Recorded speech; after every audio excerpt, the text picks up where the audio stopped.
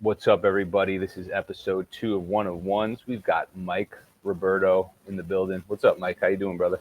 Hey Thor, thanks for having me here. Been enjoying your tweets and everything. So um, I Yeah, appreciate you having me on for episode number 2. Episode number 1 was great, and let's keep it rolling. yeah, man. Thanks. And I found you. You're just like for every whack reply guy, there's like a cool reply guy, and we become friends because of that. Because you're adding value.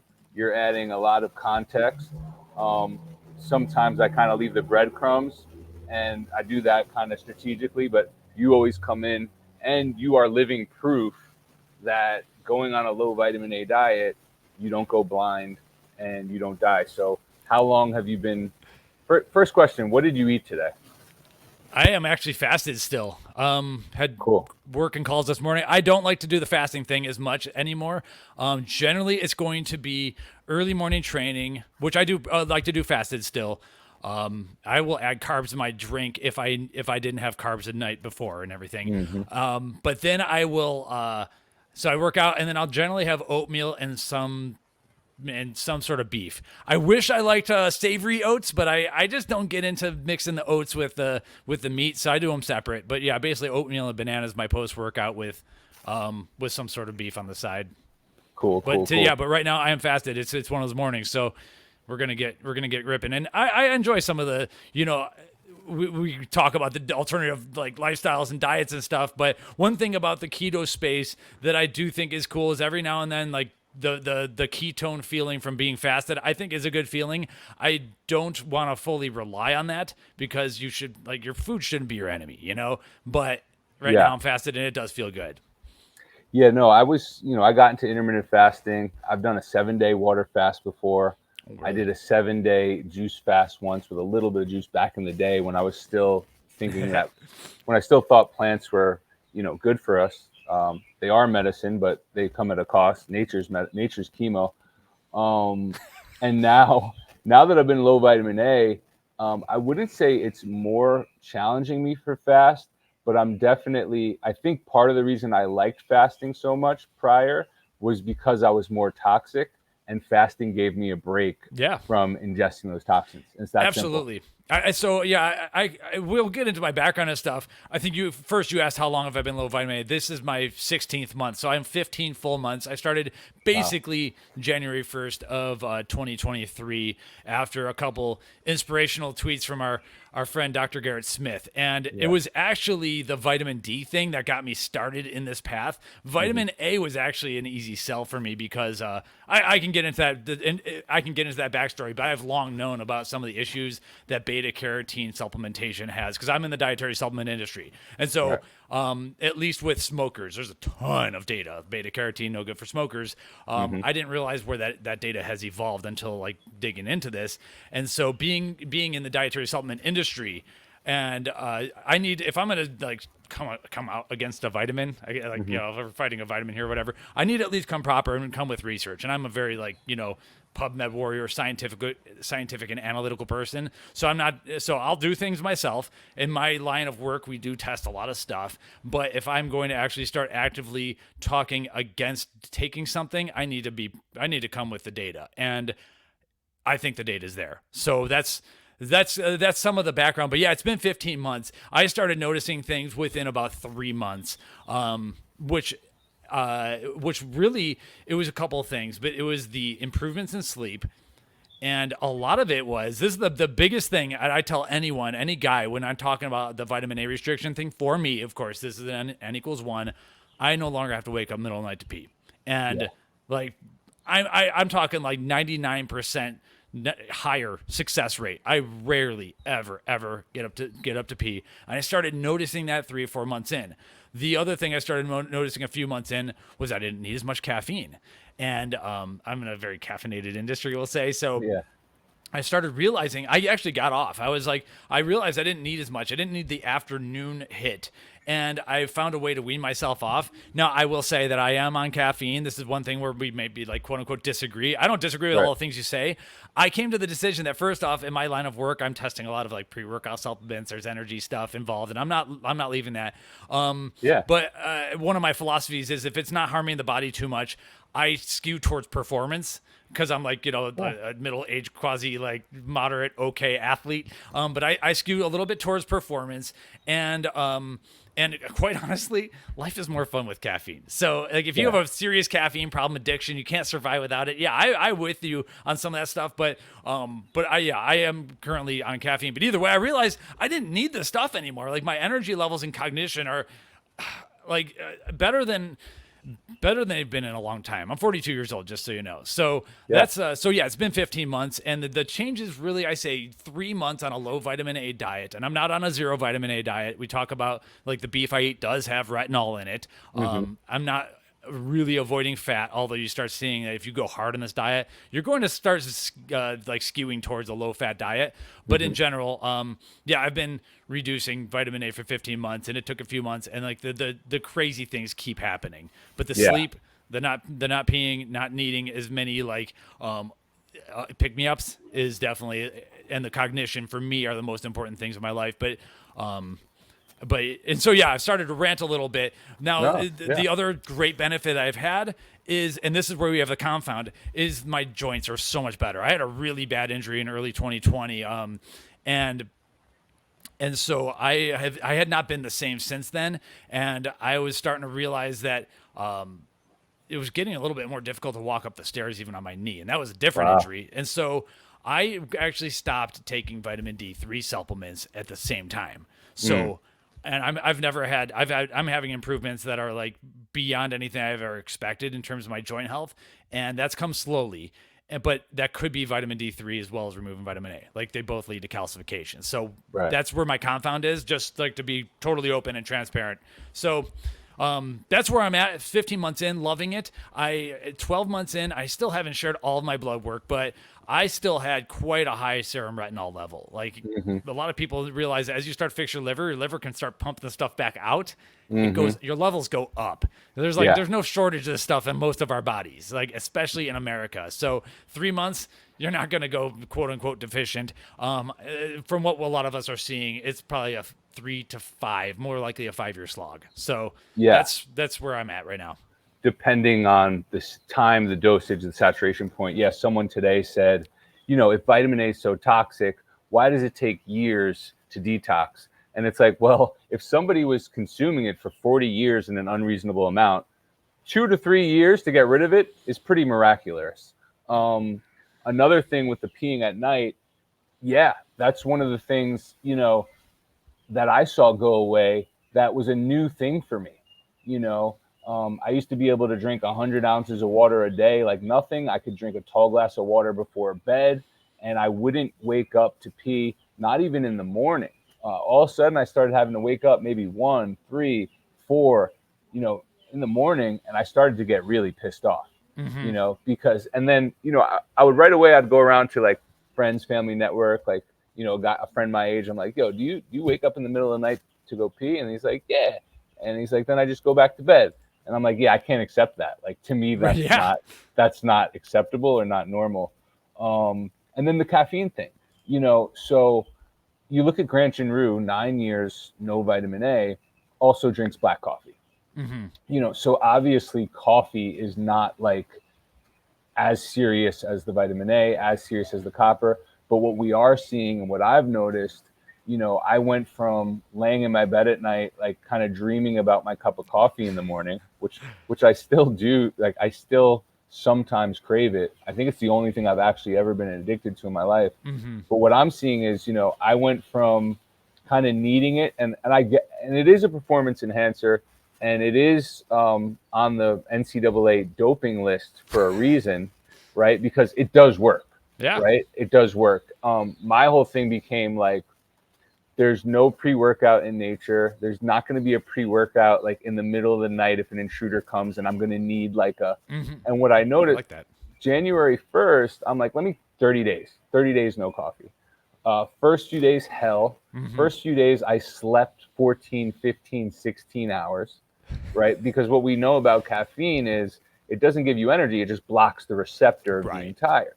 So once we see that, it's like, okay, I'm actually lying to myself, right? I'm still technically tired. I'm just masking it. So if we compound that into a habit, we see adrenal fatigue. And then people say, well, oh, coffee is anabolic and raises testosterone. I'm like, well, what about the guys that are adrenal fatigued from it and cortisol? And then I was never like an anxious person. I was always calm and cool, but without caffeine and coffee now, like I'm whatever the opposite is, right? Right. Like if this is how Xanax feels, I've never done Xanax, but I feel like I'm on like nature's Xanax. Right. I don't get that pit in my stomach sometimes. You know when you like something nervous happens and you're like, oh, this is like, what were you gonna say? Yeah, no, same thing here. Yeah, I'm always been like more higher energetic person and everything, and so I can drive myself into those not frantic but uppity states and everything. Yeah, It is definitely there is definitely a calm, and I think some people like in the carnivore community they call it the carnivore calm and stuff. So there's some there are associated feelings where it's you're less angry. Like I spent a few years being angry about stuff. You can imagine why and everything.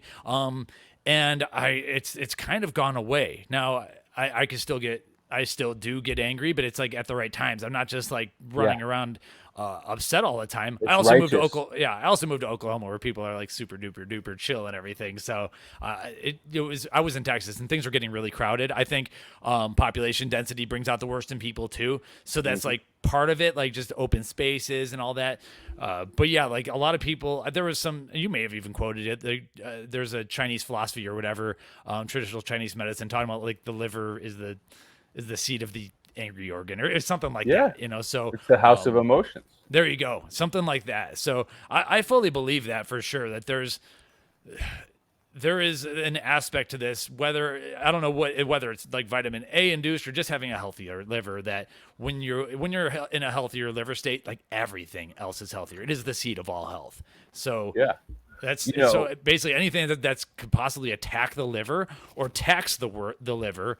You have to consider in the supplements I consider every ingredient we're going to put in our bodies. This is more work for the liver. Are the pros going to outweigh the cons? And so like every single thing you add variety, eat the rainbow. Like now you just gave your like the liver 120 different things to do, and it's not going to be able to focus on cleaning itself out. And yeah. so less is more is what I've come to learn. No, it's simple. Critical thinkers are pretty much all agreeing now. It's the double-edged sword of capitalism. Never in the history of the world have we had this much variety, this many options. You Mm-hmm. go into a supermarket, there's 1,000 different things to choose from. And you look back in the day, it's like, oh, grandpa only ate a hamburger on a bun every day for his whole life with like a cup of oatmeal and he lived till 95. And then they're like, well, he had his coffee and he smoked his tobacco, but like, yeah, he didn't have 100 other variables. He didn't have the supplements. He didn't have the eat the rainbow. He didn't have fortified dairy, Mm-hmm. right? In the 1970s, our country, United States of America, decided to fortify all dairy with Mm-hmm. vitamin A, a food that already has It doesn't. vitamin Yeah, it A in doesn't it. even need it. It's pure insanity when you start looking at it. Like from like the mile high view, it's total insanity. So like for people listening who don't understand, like what I like to do if I start like talking to someone on Twitter, for instance, or if I start presenting my case, like. I like to come out with okay. So we were talking about your tweets, like me being a reply guy, you being a reply guy. Yeah, The way you post is, and I love it because you're always going to engage more. I know how this game works and everything. Is you're just yeah, going to throw something outlandish out there with that might not be 100% all the time true, but it's like true enough. right. And you're not going to cite any sources. You're just going to throw it out there, and then it's going to get engagement. Whereas I'm like I got to be the scientist. I got to be a little bit more nuanced. I have like credibility that I need to keep in my industry and everything. So I'm going to like come out with like actually here's what the data says, and here's a link to PubMed or whatever, and I'll get half the likes or not even, but that's Yeah. fine by me. So what I start to say is, okay, what are our indisputable facts about this like class of compounds? And I'm talking about the retinoids and the carotenoids in general. Carotenoids being the plant-based vitamin A, which is a provitamin A really molecule that gets turned into retinol and all the metabolites into your body. The retinoids being the animal-based molecules. Either way, it's really an alcohol first off, and it's a fat soluble alcohol. So these are fat soluble. This is like indisputable, okay? And it is also indisputable that it is accumulative and that it gets stored in your liver. There's like just too much data to show that this happens. It's also hard to dispute that it is very difficult to metabolize out. Okay. And so there's plenty of research showing how very slow this stuff metabolizes.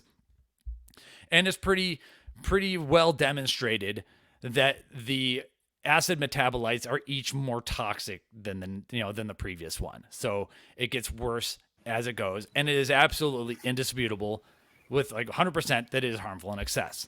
So if you take these like 5 like indisputable or very hard to argue points, it just becomes a matter of time. If you're taking in more than you are getting out, at some point you may put yourself into a health situation where you're at least slightly toxic. Like it just becomes a waiting game. And so I post like kind of like the same response a lot because I'm actually like wanting someone to debate this, not debate it, but like prove me wrong. I'm okay. Like I have nothing to sell here really. Like I just want people to like feel good and feel like what we feel. And to me, it's like if you can agree to these 5 things, then you can agree that over time, vitamin A toxicity very well is a massive issue, or at least a serious issue for at least a lot of people. And if you can debate these 5 items, I would love to hear it because, like, from what I see in all the research, it is fat soluble, accumulative, toxic in excess. That's it. Like then it becomes a waiting game. And we see is like people get older, they get sicker, they get more diabetic, they get fatter until like the fat ones start dying off, and then you're left with a bunch of like skinny ones and everything. And the data is a mess though, and so we can get into a lot of that, but it's generally just accumulating in people. And I think that not everyone needs to go on like a 0 vitamin A diet, but like we gotta watch out because there's a few things that we can do to really harm ourselves, and a lot of us started from a bad point as it is, just with the way formula, or you get it from mom. Like there's just so many vectors. Like you mentioned, you've mentioned something that made me think about glyphosate, for instance. Like back in the day, that bun that Grandpa was eating didn't have glyphosate soaked all up in it. At least not as much anymore. And glyphosate slows down the retinoid metabolism. Like so, it's like we're just getting hammered from like every possible direction. But I think that this is a main like vector of interest. It's not the only thing, but it's one of them, and it's a big one. That's why I keep saying, death by 1,000 cuts. Yeah. Right. Because it's like, every day we have the choice to make small decisions, and they can compound in our favor, or they can compound, the opposite direction. And that's where you start to people don't realize that they're doing 10, 15, 20 things a day that are just adding to their toxic burden, adding to their toxic load. And then what happens? They end up feeling like crap. They're like, I don't feel good. And then they go the medicinal route. They start adding even more to the toxic burden. And then, oh, well, I don't take modern medicine. I take plants, I take herbs, I take garlic, I take this, I take that. And now what we're showing and telling people is like, even the plants are how they made the drugs, right? And the plants, garlic, onions, sulfurs, they're actually slowing down your detox pathway. They're making you feel you got better, but you're really just storing it away for a rainy day. So what I'm super passionate about too is sports, working out, training. I see that you are a water athlete. I see your banner pick is like some kind of Ironman, or so. What I want to know about is like what you've experienced since being on low vitamin A in your sport, in your training. Okay. Yes, I'm 42, so it is what it is. Like things are going to slowly get slower over time. I say athletically, I peaked in my late 20s. I am currently faster than I was in my 30s, though. And I believe it. Basically, I played a little bit of club water polo in Ohio at Ohio State in college and everything. This is early 2000s, and that's where I started my business, or came up with the idea for my business and stuff. But getting into this like more heavily. But now I do basically swim races, open water swimming. I do at least one meet a year in the open water, 2 mile meet, and I also just do master swim meets and stuff. So I'm a sprinter by nature, but the open water races are not sprints, let's say. So I do so out here in Oklahoma, there's a Tall Chief Challenge. I did it for the first time out here last year, and that is a 2 mile race. I won in the old men division, which is 18 and up. Like all the high schoolers like wiped the floor with me and everything. But Congrats. thank you. But yeah, so I Wait, did 18 and up? yeah, or That's 19, I guess that's 19 and up. that's still incredible. That's not old, man. Thank you. Well, yeah. So, here what happens is like after people are done swimming in high. First off, okay, let me just back up a little bit. Yeah. Oklahoma is not a swimming state. Okay, so like, but people come from all over the four center states to come here and swim. Like, I joke that I went from being the slowest swimmer in Texas to the fastest swimmer in Oklahoma, just because it's just not a big thing in this state, and that's totally cool. I love it here anyway. So we have this race, and you could do a 1, 2, or 3 mile race. And I'm thinking a lot of the super duper studs are doing the 3 miler. That's where like the high schoolers are really kicking butt and everything. I find that to be kind of unnecessary, and so I do the 2 mile race. I like 2 mile open water swims, and then in the swim meets I do sprints and stuff. So like 50 free, I'm a butterflyer. So I don't have a ton of basis for comparison because I took a lot of time off between having a kid and then I used to do these open water races in Southern California in the ocean, which is definitely a different beast.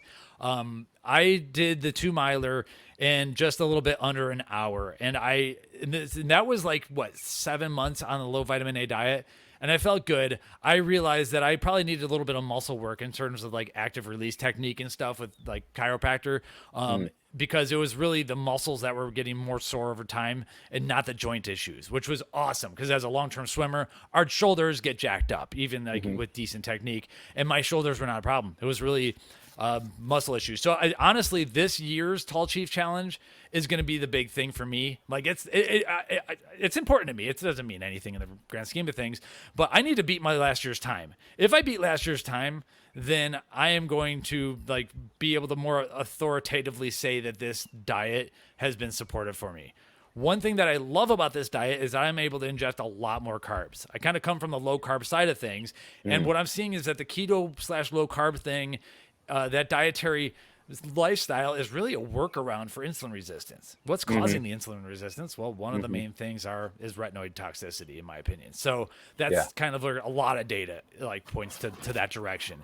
So with more carbs, I think I can increase performance. My joints are open. Like I'm training hard, and my heart rate's not like going through the roof or anything. So yeah, I'm into the water sports and everything.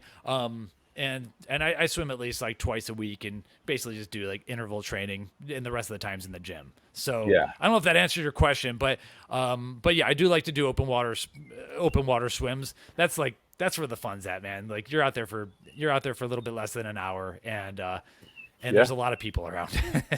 No, it's amazing. You lower the vitamin A, as you said, you can't eliminate it. You lower it, you stop the vitamin D3 supplements, and you go from painful when you're walking upstairs to setting records in 2 mile water. I didn't set records, but definitely winning your division. Right. 18 and up. So that's basically where I started, and I was like very excited about that, and I realized like I want to train harder for it this year. So to me, like getting into like the manhood thing and everything, like we need a purpose, and so family and business and like supporting my family, that's part of it. But to me, I really truly believe that a lot of men need to compete for something. And you ask someone, like, if you're at the gym, I used to, train with around a lot of bodybuilders, and I'm not one myself, but I know a zillion of them in my space. What are you training for? Like, you could just tell if someone's training for something, like they're getting after it harder, but their eyes light up when they're about to tell you about their next competition. Just like I got excited telling you about Tall Chief Challenge out here in Oklahoma. We need, and so I think like we need some sort of competitive thing in our like purpose, in our line of life, really. And for me, it's getting out in the water in a lake and swimming 2 miles against a bunch of people. It's huge, not only for our reward system, dopamine, competitive nature. It's huge for testosterone. It's part of who we are. I like to say harness the hunger, earn your meals. Mm-hmm. A lot of us are just waking up, going straight to the fridge, straight to the cabinet, straight to whatever. And it's like we used to have to hunt. We used to have to seek. We used to have to get rewarded. It was a huge celebration when we would get that big game hunt and Yeah. get that kill and be able to feed ourselves and our entire family. And that actually did something to who we are as a human. What do you think? I love what you said about carbs, and what we're seeing is a lot of people are going keto and they're going carnivore, and at first they're getting better. And you and I know why that is, because at first they're really limiting a lot of that retinoid, a lot of that vitamin A content. Um, as they get more into it, as they might shy away from more and more red muscle meats, they start to get bored. They start to say, okay, well, let me do the cheese, let me do the milk, let me do the eggs, let me do the pork. And then I think this can all get convoluted where then the carnivore diet starts to fail, Mm-hmm. plus the carb situation, right? I know for me, same way, you know, that I was teetering on that, not celiac, not gluten intolerant, but definitely not feeling good, right? And we can get Mm-hmm. into how that could be also a potassium deficiency. But what do you think is wrong with the low carb keto, and why it's not sustainable long term? Like Well, what? I don't believe that actually. I mean, I Okay, do think it is sustainable long term if done right. I right. don't think it's optimal. And so, coming back from not a super athlete by any means, listen, but coming back from a line of work and industry where we are like highly tied into the sports and active nutrition space, there's just too much data to ignore that carbohydrates, if nothing else, are performance enhancing drugs. Like Hmm. there's just too much data. Like every good athlete's on basically on carbohydrates, or nearly every good athlete. Yeah, And it's never sat well with me that like I have to lower carbs to stay lean, but my ancestors really didn't. That's for sure. I'm Italian, and that all these like great athletes, even the natty ones, there's less and less of us out there these days, But yeah, it never sat well that that I would get puffy or whatever with carbohydrates when you see all these performance based benefits. Like something is wrong. yeah, And to me, you mentioned like so keto carnivore and all that. It's a workaround, like I said, and it's a successful one if you don't like eat like bear liver or whatever. But or right. if you don't, if you don't poison yourself with all that stuff, it's a successful one. But at the same time, it's a workaround, and it's never set well with me that like I never fully accepted it, and so I kind of like I actually stopped posting on my personal Twitter account into like 2020, 2021. So getting frustrated with things. I liked arguing about all this stuff and everything. And then everyone else was arguing about everything Yeah, else, of course. So I kind of yeah. went away for a while. It was this one guy, is like, I think it was like Brad Lemley or something is his name. And he Hmm. posted, and I was reading on my business account, I'm reading this, and I responded. He posted about the carnivore trap, he called it. Mm. Basically, where carnivores were like low carb dieters get worse and worse and worse to the point where they can only eat the meat. Like they get into this trap. Hmm. And at this point, I had been following Dr. Smith for a while. And Yeah. I'm like, I have so much to say now. I think I know what's going on. And Hmm. that's really this guy's tweet. He's like, this poor dude's in the carnivore trap. And he's almost like bragging about it. Like, he's almost like, I don't want to put words in his mouth or whatever, but he's almost like, this is the way it is, but this is how I feel good. But at the same time, I mean, I'm in it, so we call it the carnivore trap, but I feel good. That's what he's saying. And I'm like, Yeah. okay, that's cool. I'm glad he's not on the standard American diet and like fat and everything. And the guy's doing well, but you're trapped. Are you telling me that you can't come to like my daughter's birthday party and eat a piece of cake? Are you going to be that guy? Are you serious? Like, come on. Are you serious? Like, you can't like eat a bowl of oatmeal, or you can't look at a banana or an apple? Like, dude, something's clearly wrong here. And so Right. I'm like, okay, now I get it. I see the pieces of the puzzle here. And while the carnivore diet is a good workaround for your insulin resistance, it doesn't fix the insulin resistance itself, in my opinion.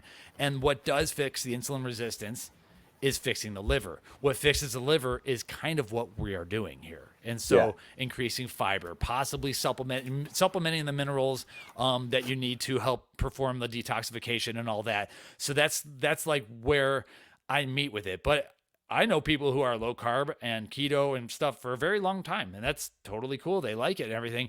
I refuse to accept the fact that you're going to tell me I can't eat a banana.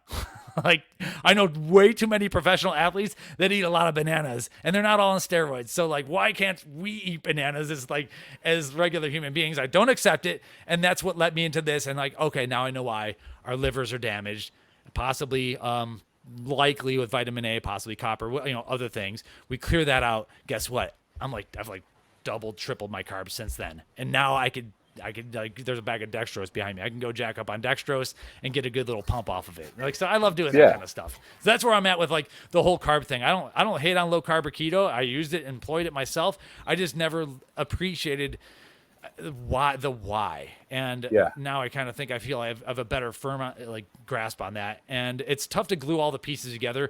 Mechanistically, there's a study showing in cells. I'm not sure if it's actually in humans or whatever, but there's a study showing that the 13-cis which one is it? It's whatever, Accutane basically induces insulin resistance in cells. And we have so much data connecting high RBP4 retinol binding protein 4 levels with diabetes, insulin resistance, obesity, and all that. Like, the connections are all there. I'm not sure if you're going to find the perfect, like, if you're Lane Norton, you want the perfect randomized controlled study. You're not going to find that with this. Like, you're just not. Right. But I think there's enough connective tissue showing associations over here and then showing mechanisms over there that all connect to show that this stuff trashes the liver. And at that point, you're like, pancreas gets damaged, or the liver itself has a lot of issues and you become insulin resistant. So that's my current line of thinking. And by removing this over accumulated toxin from my body, I have been able to eat a lot more carbs, and quite frankly, carbs are fun and taste good. So like, when do you do the dextrose? After training? Before and during, if I want. I will add that just because if I didn't carb up the night before, I've noticed just a little bit better performance, a little bit more pump, little blood sugar pump. Is it necessary? No. And then I'll also drink it like for the swim meets where it's a sprint. I'll load up maybe just 50 grams of that or so. Do you add some sodium to that too, or? I did last time. My current hydration drink is basically coconut water powder. I've sourced a pretty good organic one. We might have to throw it on Amazon because there's a supplier out there who has a decent coconut water powder. Maybe I'll send you some, just a baggie. Yeah, we love getting. I didn't even know. You just taught me something. I didn't know you could buy coconut water powder. Yeah, oh yeah. So it's all over Amazon. They all taste really bad. I found a supplier who's got one that's better, but I don't think anyone's using their stuff at least on the products on Amazon. So you can mix it. Now what happens is they dehydrate it, and sometimes they have to bind it or they spray it with like maltodextrin and stuff, which is decidedly not paleo. If you care about that kind of thing, but either way, that's a source of potassium. And then I do sprinkle in like half a gram of salt into that as well. So like, I like to have a salted coconut water, and I guess, I haven't, and then I could add a little bit of dextrose to that. I've been having a little bit more carbs at night, so I haven't been like messing with the dextrose too much. But it's cheap, simple, this is very, very simple and easy to process carbohydrate source. No, you hit a few points on the head, and I used to do dextrose powder after like a heavy leg day. I would do dextrose powder, salt, and some type of juice. So that's interesting. Yeah, for glycogen reload purposes, you might be a little bit less sore and just recovering and feel like less trashy and stuff. Like, you see all these guys who are building, and I don't build tons of muscle or anything, but the guys who build tons of muscle, they're carbing up. They're getting their insulin going. I think it's going to be tough to put on muscle without spiking insulin. And a lot of the famous carnivore dieters love Dr. Sean Baker, but let's be honest, the dude is first off a genetic freak, but he was also like stacked well before he went full carnivore. So he's got that like muscle already there. And a lot of us aren't that fortunate. Yeah, he's a very interesting guy, Sean Baker. And if you look at him, he's thriving on carnivore, and he's pretty much eating steak and red meat. 99% of his diet is steak and red meat. He's mostly all muscle meat carnivore, and that's kind of what's kind of funny. You never see him eating liver. No, but he doesn't seem to talk about it much either. I don't follow like every word he says, whatever. But he comes out of the Joe Rogan podcast in 2017. Mm-hmm. This whole carnivore movement starts, and then what do we see after that? Bunch of clowns enter the space like, oh no, you gotta have your eggs, you gotta have liver, you gotta have liver. You gotta, like, it came like. I don't know how long you've been doing this. I've been in this space long enough to know when something's like kind of going on. And it was a little bit too excessive, the amount of pushback that he got. And when I see that kind of pushback from these authority figures, I'm like, all right, this dude's onto something. So like I will always appreciate Sean Baker for busting that open. But I do think there's a better way. I think that the Dr. Smith's Love Your Liver kind of program is better. And I don't know how we joke, like me and some of my like employees and stuff, we joke that people who can eat just plain ground beef are somewhere on the psychopath spectrum. And I just can't do it, man. Like I can for a little bit, but I can't. You give me some beans or rice to put in the ground beef, and I could eat like 300 times more protein. So to me, like, all right, Sean, that's Dr. Sean. That's fun that you could eat tons and tons and tons of beef, but man, give me a little bit of rice and beans alongside, and I'm like way more satisfied. Yeah, and I think you hit it on the head earlier too. If you allow people to be capable of eating the other things that are clean, they would take it every day of the week. A lot of people only go to just the muscle meat because they get cornered into it. You know, and it is a one-way trap door. And what if there's an apocalypse or a shortage of meat? Like, what are you going to eat? You're going to turn into a cannibal? Like, you're going to need rice, beans. You're going to need, for me, the bananas, obviously the peel is the bright yellow. The inside flesh is a pale, creamy white. To me, bananas and coconut water is like where I'm going every day for potassium, right? Because I'm training and I need that. I might supplement a little, but to me, every other source of potassium has other trade-offs that like don't benefit me. A lot of guys, will say, hey, have a potato a day. We know potatoes a toxic nightshade. We know that people actually die from eating potatoes. That people can get super stiff, achy, joint pain, like you mentioned. And to touch on your question or comment earlier, I've been doing this probably since college baseball in my 20s, probably even earlier when I was playing. How old are you now, if you don't mind me asking? I'm 39. Okay, sweet. Yeah, we're about the same. Yeah. So first started for me, heartburn, itchy skin, probably in college. Doctor wanted to give me a pill for the heartburn. Dermatologist wanted to give me a cream for this itchy skin, and I think even a pill. And I remember saying, well, how long do I have to take this? Being kind of naive. And he was like, oh, you gotta be on this forever. And I was like, no.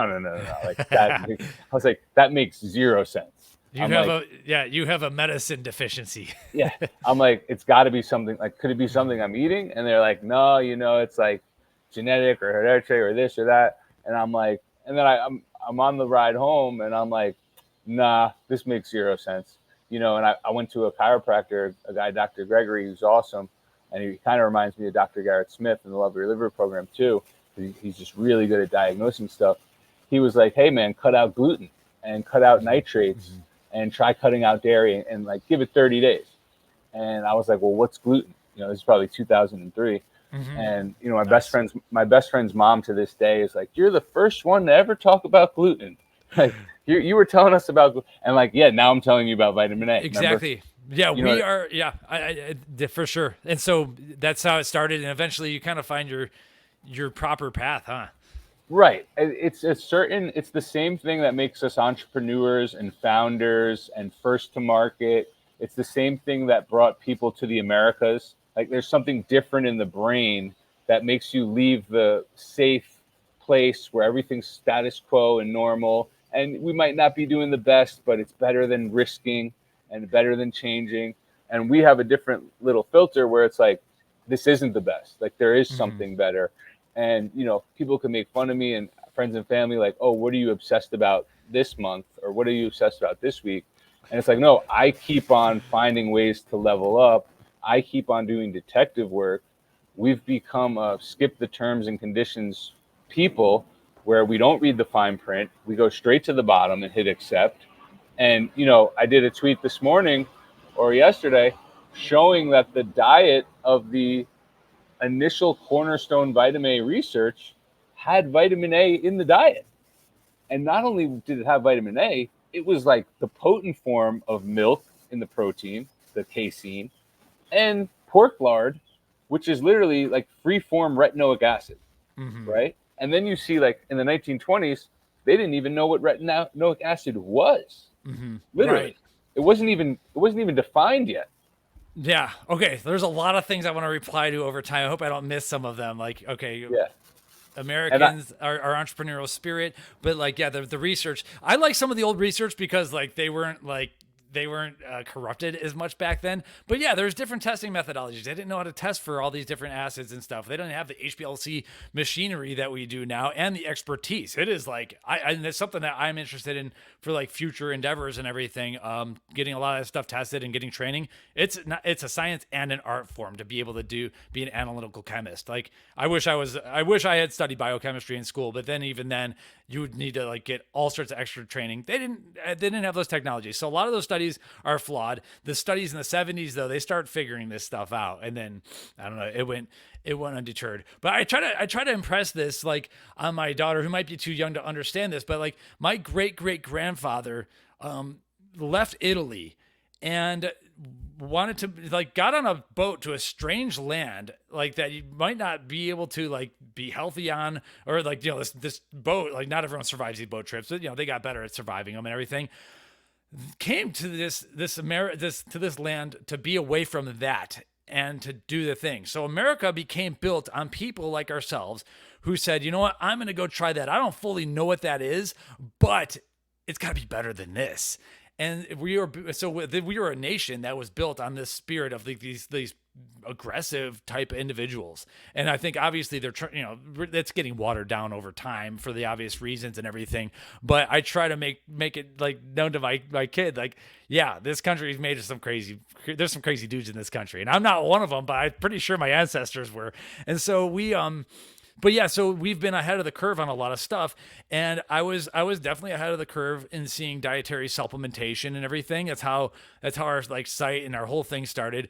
We were ahead of the curve on noticing that people were needing a lot more hydration supplements. Everyone's dehydrated because of vitamin A toxicity, I would argue. And so I think we're ahead, and I was ahead of the curve. I found paleo towards the end of 2008, so I was ahead of that. Like I see these trends, and that's kind of why I've been successful in some business ventures. And I do think that this is a trend that will continue to grow because it only takes a few months and you start feeling better, and you can go get your blood tested. You're gonna have plenty of serum retinol. Trust me, you're not going empty for quite a while in this country. So, a lot of times we are definitely ahead of the curve, and I love that about our community. But there might be some haters and everything. But like someone called me vitamin A deficient. I sent my lab work. Like there's no such thing. Someone Someone posted their blood work. I'm getting DMs of blood work and replies of blood work. Someone replied with it. I think their serum vitamin A level was around 40, and he's like, "What do you think?" And I was like, "Well, my goal is 0. My goal is 0. Will I hit that goal? I don't think so. Maybe get into that 5 or 10 range. But when you see a guy like Ranch and Rowe at 0 and he's thriving, and what was interesting about this guy's blood work is it says underneath 20 deficient, underneath 10 severely deficient, like danger zone. And it's like, that's weird because like I have people under 10 and they're thriving. The hydration thing, yeah. Ever since being on a low vitamin A diet, and this is something I have to come to grips with and even practice more, I don't have to drink as much water. You don't have to worry about bringing water everywhere. It's hilarious. Like I bring water just out of a stupid habit. Right. And this comes back to our conversation, which you and I are totally in agreement in. It's like, you think about our ancestors, our grandfathers, they didn't carry around water. They didn't even have, there wasn't even water for sale. Right. So how did they exist? Just little things that, you constantly look at, or just growing up, you're like, how is that guy able to do that and this guy can't? Why are some people waking up at 6 a.m., no alarm clock, and they're just going for runs and feeling amazing? No stretching, no supplement, no this, no that. Why do other people have to do 15 minutes of foam rolling and warming up and stretching. And it's like, to me, it was always silly because it's like we're training for life, but we're also training for worst case scenarios. When you have to do something, there's not going to be any warm up time. There's Right. not going to be any stretching. Like if someone comes to attack you, there's no stretching, right? If you have to run 5 miles to save someone's life in record time, there's no warming up, right? Right. And if you don't use it, you lose it, right? And I think part of this anti-aging movement, and everyone's chasing this fountain of youth, it's like, when's the last time did you run as fast as you can? When was the last time you swam as fast as you can? When was the last time you tried jumping as high as you can? And a lot of men, women alike, are getting into their mid and late 20s now, and they haven't ran or jumped in years. And what do you see a child naturally want to do? Run, jump, somersault, move around. What do we lose touch with as we get more toxic? I don't know about you, but I think I feel like I won the health lottery on low vitamin A because I'm just more motivated. I'm more happy. I feel like if I was not on this diet, I wouldn't be doing a podcast. I wouldn't have a community formed. I was always helping people and one-on-one coaching. I have my business that I do in real life, and I always show up for. But I was kind of just going through the motions. I was kind of like, so I want to know more about like your business, your entrepreneurship. I have so many things to say. I'm like taking notes of the things as you Okay. said 4 things. I Yeah, want to yeah, go yeah. up and read. Okay, so yeah, doing the things you wouldn't have done, like the podcast, for instance, right here. All right, let me just tell you, I noticed that this is the weirdest like thing, but cognitively, I no longer mind doing things I used to hate doing, like paperwork. I don't know what happened, Yes. but we are sitting here Yeah. April 3rd.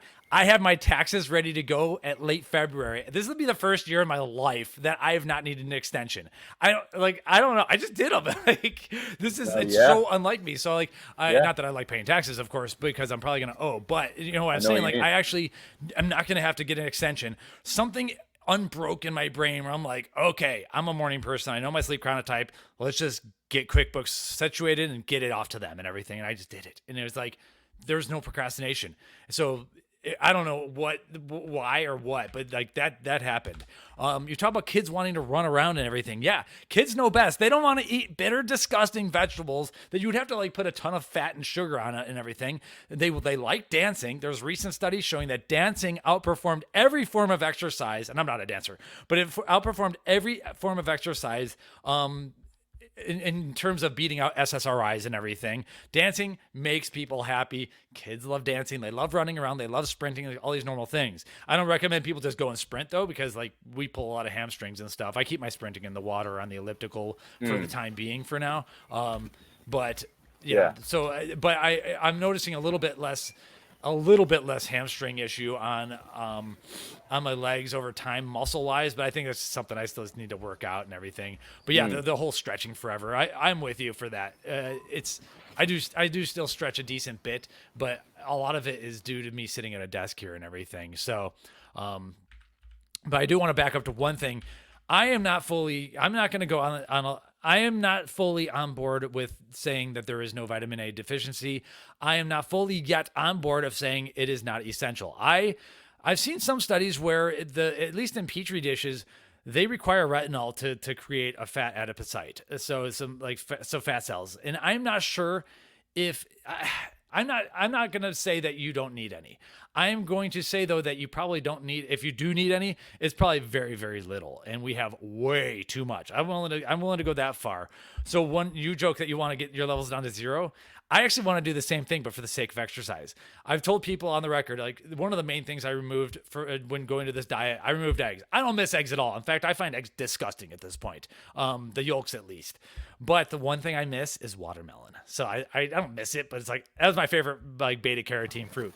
So my goal, being the silly biohacker, I want to get my serum retinol to like 5 or 10 or so, and then like see how much watermelon I could eat to keep it at that level. And just see like, because that'll also, and if I really want to do a controlled experiment, I would take like a supplement where you know the exact dosage. But like, how much can I detox while keeping my liver empty, but just a little bit in the blood, and then I'll know about how much I am actually able to detoxify. Because I know it does take, it is a slow process and stuff, and it's probably not. We would probably hope for a bigger number than I would probably arrive at, but at the same time, that's the kind of stuff I want to do. So like, I don't want to just go to 0 and be happy. I want to go to 0 or 5 or 10 and screw around with it, because that's kind of like who I am. But for most people, I think getting back to like the real world, just don't do anything stupid, absurd. I don't think there's any like historical basis for our ancestors slunking 12 eggs in a blender or eating like tons of organ meat. Like, if you stay away from all this absurdity and just have like less, you're probably going to slowly find yourself having benefits. And in general, like before I discovered all this stuff, I would always tell people, like, if your health is not well, the first thing anyone should do is remove dairy. Like, I know people who have not removed dairy for a single moment of their entire lives, like every day. I'm like, well, have you ever like tried not having cheese or milk for a month? And they're like, no, not even for a week. I'm like, all right, well, if you're there's opiates in milk. Like, there's many studies showing this, and the baby gets the milk drunk. It's like, it's there. I truly think people are very highly addicted to, if not the opiates, then something else in there. And so if nothing else, like, just try going, like, reduce the eggs. Like, it's okay. You could have maybe 2 or 3 eggs a week, and then remove the dairy, and stop eating all these insane colorful vegetables that are like literally pissed at you for trying to eat them. Or like orange carrots is like just an anomaly that should never even existed. But yeah, you're basically like eating a ton of spinach. Like, yeah, this plant, you're eating its solar panels. Like, it doesn't want you to do that. It's trying to kill you. It can't kill you with guns, so it's going to kill you with chemicals. And it's bitter for a reason. So like, stop eating things that require so much work to make taste good. And if you get back to like sanity, then you're probably going to be at somewhere like 50 to 70% US RDA of vitamin A, and eventually I think you'll start feeling better in the slow haul. Like, to me, it's a marathon, not a sprint.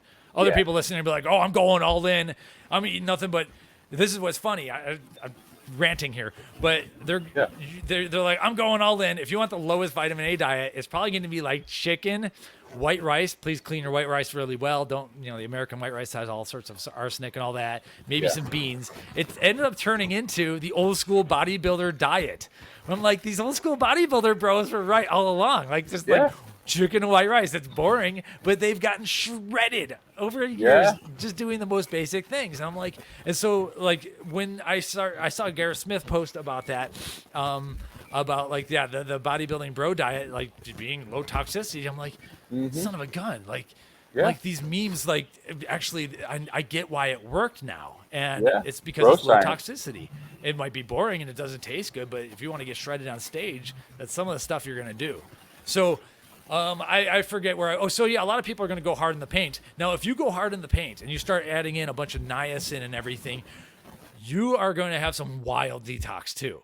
Like, the slow route, like Dr. Smith says, like, join his Love Your Liver program. Like, I'm not paid by him or anything, but like, if you need some help, like, get some help from this guy and his people, because it's going to, it's not a game, as they say. And if you go hard, you're gonna have some crazy stuff coming out of your body. Like, so I had 3 weeks of green, yellow snot every morning until like the afternoon of just spitting, blowing my nose. And, the old me would have been like, oh, I'm sick. I need to take vitamin C. I need to do garlic. I need to do this. Once I saw the research and the science behind it, I was like, oh, keep going. Get this out. But and I got over like, I got over that. Yeah, I like to say, if you get if you get a bad flu, you just want to like drive it harder. Like, man, it doesn't feel good. You're gonna have some crazy yellow stuff coming out. Better that it comes out of your stool, and better that it comes out of your stool than out of your skin, in my opinion. So that's where we kind of like the binders, like charcoal and fiber and everything.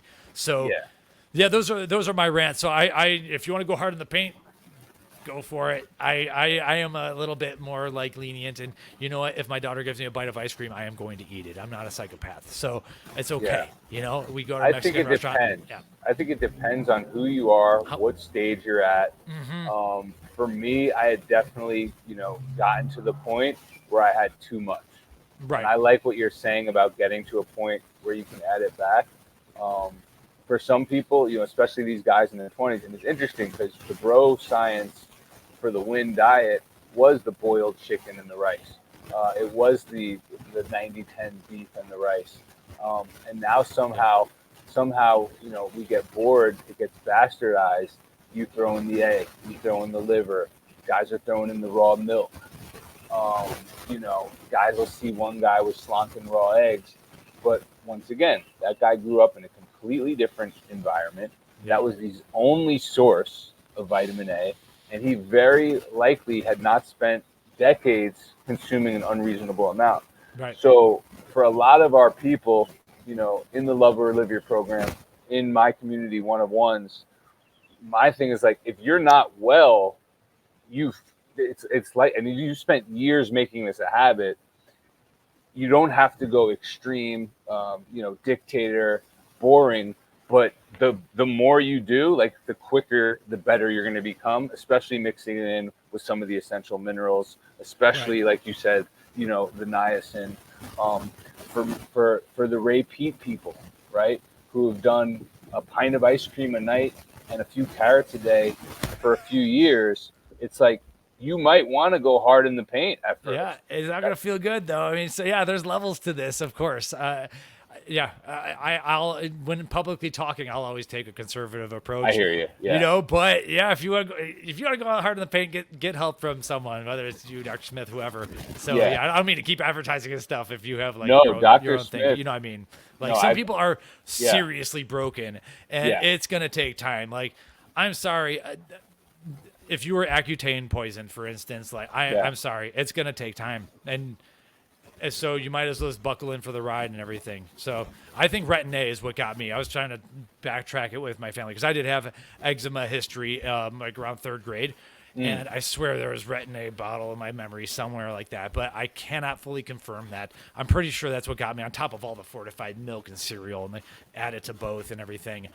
You look at my buddy showed me like a box of cereal he was eating. And it was like retinol palmitate. Why are we adding animal-based, like, the animal storage form of retinol to a cereal? It's just absolutely preposterous. Completely blows my mind. Do you think they mean well, or do you think they know what they're doing? They? I don't know. Who's they? No, the cereal company, whatever that company was. I mean, it costs them money to add this stuff, so I think like they're just trying to check a bunch of boxes. I think so too. But I think at some level, like, I mean, someone above them, something above them.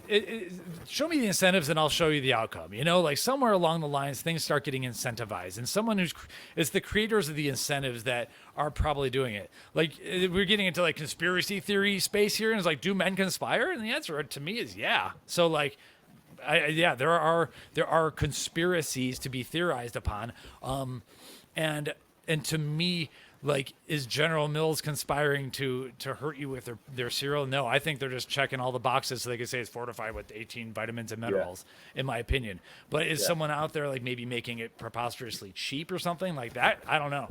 So, but I do believe that there is in general a multi-staged, multi-vector war on our health, and it's a lot of it is on our liver, because as we've seen, as we clear things out, one thing we haven't talked, like, the war is not, it's not a kinetic war. There's no guns and bullets flying through the air and all that stuff. Yeah. But you could just see by the demoralization tactics that have been put upon us. You can see by the every which direction you go. If you're carnivore, they aim you into this direction. If you are a vegan or you want to like look at reducing meat, your microphone's making a bunch of noise just so you know. Oh, my bad. Let me shut it. Thank you for telling me that. If you're in the if you're like looking at lowering your animal foods and stuff, they veer you into this rainbow. The dietary supplements, I have gotten pushed very hard into this into that liver direction as well. And then if you no matter like what you're looking at, there's ways of pointing you towards a lot of carotenoids and or a lot of retinoids, and it's like, man, there's like not many people. There's not many people talking about this. This basic facts. It's fat soluble. Be careful. If nothing else, fat soluble. Just be careful. No, so, yeah. No, well said, and I'm with you. And it's like we knew, they know that. I think there's over 450 published studies on PubMed displaying the toxicity of vitamin A. You know, The data is there. It's not easy to find all the time, but yeah, you can glue it all together. I'm kind of putting together like my own guide and everything, just finding like, for me, and you asked about my business, so I guess we can kind of get into that real yeah, quick. But yeah, I was that's where I started because I was looking at beta carotene and everything. So I am the founder of Price Plow, which is the premier like thought leaders in the dietary supplement industry in terms of scientific research and knowledge and content, especially with respect to regulatory matters and branded ingredients. So we get a lot into the science of like new ingredient launches, new product launches. We have a pretty popular podcast in our space, the Price Well Podcast, where we bring people in to discuss their new brand, their new ingredient, their new product launch, or we just go on trips together and get together with our friends. So it started as a price comparison site, hence the name Price Plow. But I realized that you're not just going to get Google to magically send you traffic because you have some good coupons. So I realized content is king. I started blogging about stuff. And one of the article, I had an article like kind of go viral in our world about amino acid spiking, how they're adding these other amino acids to protein powders to make the protein number look bigger. I went down the rabbit hole and wrote this huge article, and it just blew up and put us on the map and everything. And so I realized, okay, we need lots of content and everything. Eventually started a podcast, brought in Ben, who is on our Instagram channel most of the time. And we talk about a lot of the products that are out there.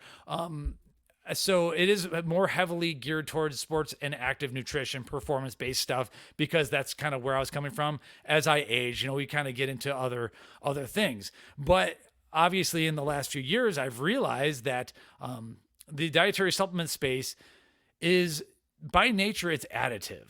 Whereas a lot of us have started to become a little bit more subtractive in our health. And so that's something that I have to square myself, is that before you start adding more stuff, are you sure you're not toxic in something? Because I one of my like general thesis is that we've become more toxic in things than deficient.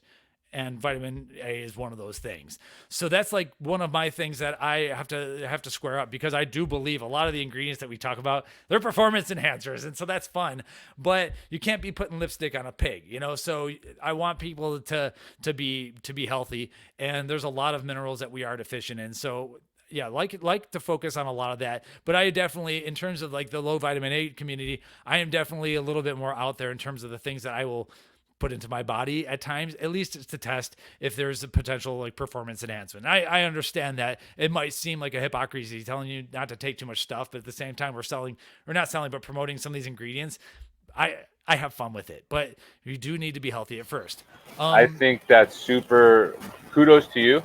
A lot of supplement guys, I have friends, and sorry for the background noise. I will have a mic next week, and for some reason, the airplanes and the wind today are more than ever. Here in South Florida. There's guys, big account guys who I'm kind of friends with, who sell some of these things, and they're seeing what I'm doing. They're seeing the data. They're seeing that this might not be, first of all, it's not good for anyone, but for some it could be really bad, right? And that's going to show true character of, people are going to right away go into cognitive dissonance or biases of like, that can't be true. I'm selling something and I'm making money. And if you are selling in something and making money, it's like, and you could be hurting someone. It'll take a big person, a certain type of character, to be like, yo, maybe I shouldn't sell this anymore. Maybe I shouldn't be selling a detox organ liver supplements anymore. For me, a lot of my previous clients, I told them to take vitamin D3. Oh yeah. I had to call them, email them, contact them. Hey, remember that vitamin D3? Don't take that anymore. I found a huge piece of the puzzle here. Not only is that poison, but when we fix other ratios, when we fix other things, that D naturally goes up, and you're not going to be calcified. That's risky because you have to admit that you're wrong, right? You have to admit that you were wrong, and you have to admit that you were wrong with somebody's health. Yeah, that was one of them. So yeah, we kind of touched on this a little bit earlier, but that was one of the things I wanted to bring up is it became a slightly a running joke, but like coming back to, I'm from Cleveland, Ohio originally. going back to to Cleveland for Christmas, my mom asked my wife, "What's Mikey eating this year?" Because we change a lot and it's evolved. This is being on this thing for 15 months though has like been it's been longer than some of the other things I've tinkered with and everything. But We're that looking joke for is answers. that We're joke changing. is there. Yeah, We're changing because we're looking for answers to make ourselves better. yes, but yeah, it becomes a pain when someone's like trying to prepare. Like I'm like, don't worry, Mal. I can buy my own food and everything, but like there's always going to be beef in the equation, almost always. Like so you can rely on that. But yeah, I was like, We got a few things right. Yeah, I was always doing the bison. I was a big bison. Oh yeah, I gotta try that. It's been a while since I've had that. So, but yeah, these are the things that if we're going to be honest with ourselves, we need to be able to say that we made mistakes. And I've had to talk. This has been a talk for my wife because she's like, listen, I know you like what Dr. Smith is saying, but you do this a lot. And she's like, and so she wasn't fully on board. And not that she's like, I gotta have my vitamin A, but she was like, all right, Mike, like, let's see how this goes. Like, you do this all the time, and then you upend everyone's lives and dietary habits in the household and everything. So, but over the course of time, the results have become pretty clear, and she is going to keep a little bit of cream in her coffee. I'm like, okay, that's cool. Like, I don't care. We're just like, but we're not going crazy. We're not doing orange carrots. We're not doing beta carotene, the supplements and everything. And so in my position in the dietary supplement industry, one of the things I do is I'm going to do as I get more and more into the data is try to get beta carotene, at least out of like the quote unquote natural colors. Like there's a whole thing. I do a lot of stuff with the FDA and the regulatory side of things, and you don't really if you use it as a natural coloring, you don't really need to like. I have to fully verify this, so don't don't hang me on this. Hidden. Folks. No, you that's don't the death have by to 1,000 declare cuts. it. Yeah, so I need to get the citations on that. In your podcast with Dr. Steve, though, I gotta say that I am a media partner. So we're a media company, and I am media partners with the Natural Products Association. It's the oldest and largest, basically lobby group for the trade organization for the dietary supplement industry. We call them the NPA. And so in May we are going to Washington D.C. to lobby. I got to meet our Senator Mark Wayne Mullen last year. I had a long meeting with him actually, and shortly after that meeting, he of course was challenging the one of the union representatives to a fight on the Senate floor. So that's what we got going on here in Oklahoma. Wow. So yeah, it was pretty funny. Anyway, so I get to go and lobby on behalf of the organization a little bit and meet our representatives. We don't have a lot of like dietary supplement stuff happening in Oklahoma. So it was just it was fun. But the thing is that you did on the Dr. Steve podcast say that the industry is unregulated. That couldn't be further from the truth. And that is something that we do have to combat all the time. So there's 4 pillars of regulation in the industry. The issue is that we don't have enforcement. And so when we go to DC to talk, we actually joke that we're like the only organization, we're the only industry that actually is asking the government to like actually enforce their laws. The thing is that like if you go work for the FDA and it's a government job, no one wants to be a cop, man. So it's like we have this road here where all the good companies like Now Foods, Jocko Fuel, like I recently met Jocko and talked to him and everything.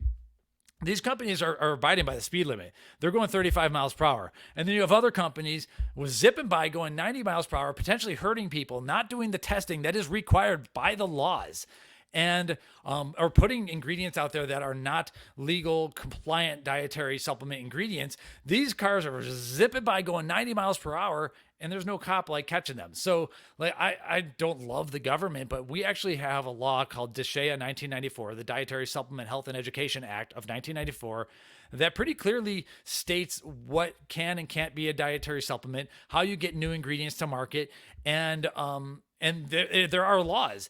The FDA choosing not to enforce it is an issue. And so the supplement area does belong under the food in the Food and Drug Administration side of things. But in general, we do have regulations. So they have labeling laws, they have quality laws, the quality and the quality and manufacturing laws, they're actually closer to the drug manufacturing laws. So the current good manufacturing practices. And then you have a whole pre-market safety pillar, which is like, how do you get a new ingredient on the market? And we are fighting the FDA, and there's likely going to be a lawsuit against them regarding surprisingly an NAD precursor called NMN. And so in our world, a lot of us like to just about it. Yeah, a lot of us like to take nicotinic acid and niacin. Well, there's a battle going on with NMN. I can talk to you about forever about this one, but Yeah. the industry, a company went through the legal hoops of getting it. Now it's not an approval process; it's a notification process. They said, "Hey, FDA, we got this NMN ingredient. We would like you to acknowledge it. Here's all this safety. There's no danger to NMN, which is a really direct precursor to NAD plus, which is great for liver detoxification." And so the FDA acknowledges it. 75 days go by, got it on the market, followed the law to the letter. And then the FDA says, oh, new information has come to light. It's a drug. Like, no, dude, the law says this is a dietary supplement. It is now acknowledged as an ingredient. There's no takebacks. There's no like way. The only way the FDA can get it back off the market is by proving that it's adulterated. In this case, that would be through safety problems. That is not. There's no safety problems with NMN. So we're going to be fighting the FDA on this one. They're trying to pull off what I believe is a very beneficial ingredient and give it to the pharmaceutical industry, and that's not happening without a fight.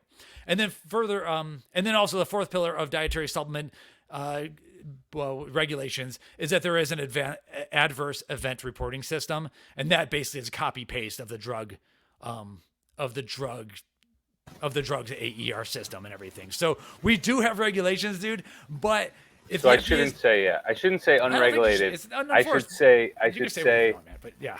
Well, no, because that's a great point, and I know there's regulations. What I really mean is like, not everyone's watching what everyone's doing. Yeah, it's Wild Westy. Like I could tell you exactly what manufacturer to go to if you want to put some drugs in a supplement. Like sadly, right. I'm not a rat, but I'm pretty sure FDA is just not.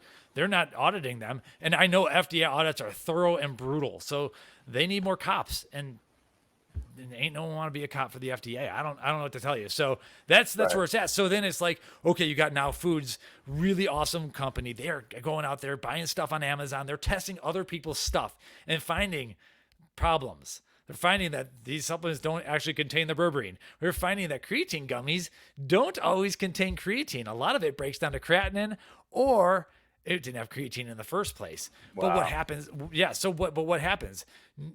So we are behind the scenes deciding, how do you handle the bad players in the industry if the FDA is not going to do it? Do we need to take matters into our own hands? And so that's a whole other conversation. So anyway, that's some of the stuff I do when I'm not tinkering with formulations and everything. Is we follow the laws. New York is trying to make it hard for people under the age of 18 to be able to buy certain ingredients and stuff. Creatine, for instance, which I argue is extraordinarily safe. And there's a ton of data on that one as well. And so the NPA, the organization we do media with, they're suing the state of New York, suing their attorney general. We'll see what happens. So these are the kind of the other things that we do in the industry. And I'm not saying everything that the supplement industry does is good though. Like when you use beta carotene as a coloring agent, you actually have to use a lot of it too. Like I've seen the data sheets and everything. I want to get that off. So like there are certain things that I think from within the industry I can help improve. No one knows about vitamin A toxicity. That's the fact. Like we're all like sitting here been arguing about creatine for 25 years. We're trying to find the next flavor collaboration with some like whatever authentic company or something like that. And everyone's trying to figure out, how do we make the next hydration supplement that's going to make these kids feel good? No one's really going down this rabbit hole. I've been down this rabbit hole for a year and a half. I'm still learning so much stuff. So it's, you can't know everything.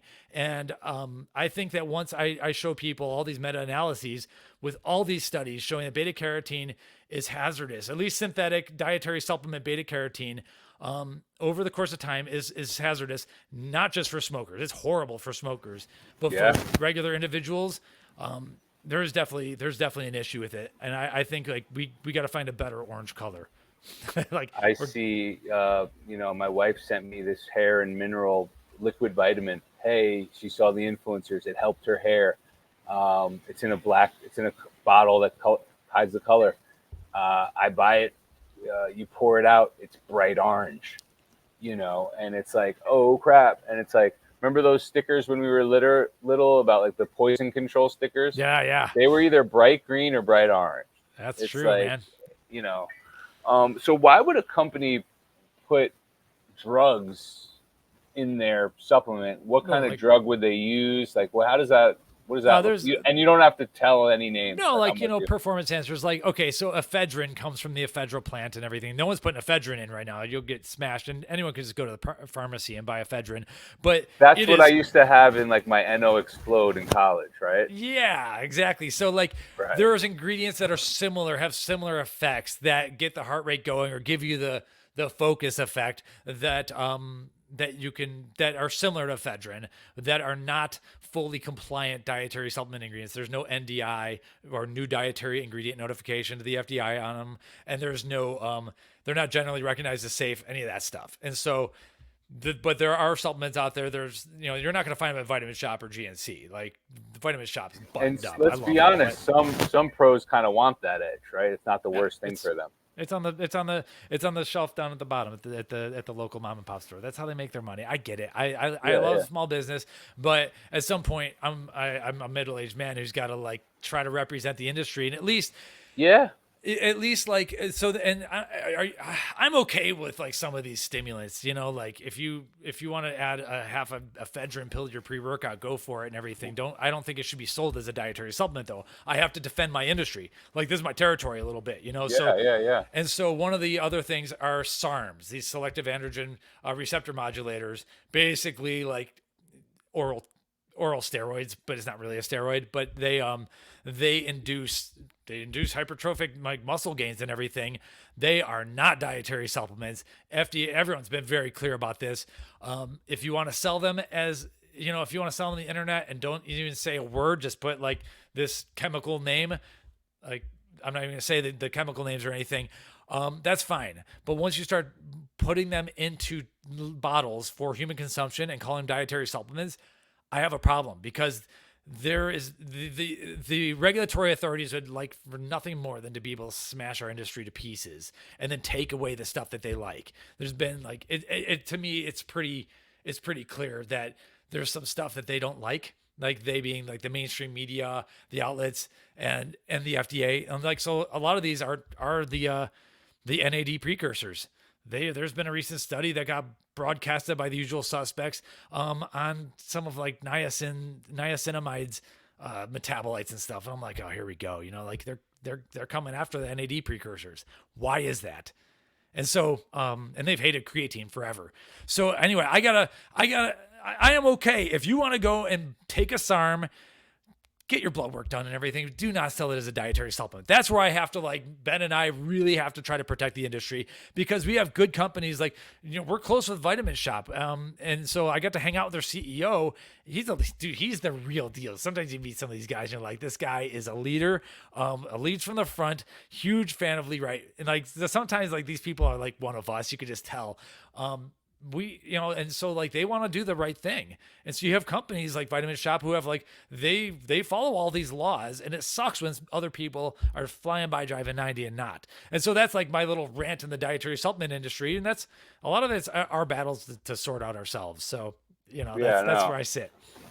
Well said, brother. I think, the more I've learned about this, and you got me just thinking too, it's like when you see a UFC guy, test positive for a substance, and he's like, yo, I wasn't taking anything. That could be that right there sometimes. Yeah, and at this point, we know, like, if for anyone listening, if you really, really, really care, get something that's NSF certified for sport, Right. or Informed Sport, Informed Choice, or BSCG, Banned Substances Control Group. They are legit. They test really all sorts of stuff. If you really don't want to have any of that stuff, a pro athlete knows these things. They've known these things for 12 years at this point. So That's a good point too. That's a good point too.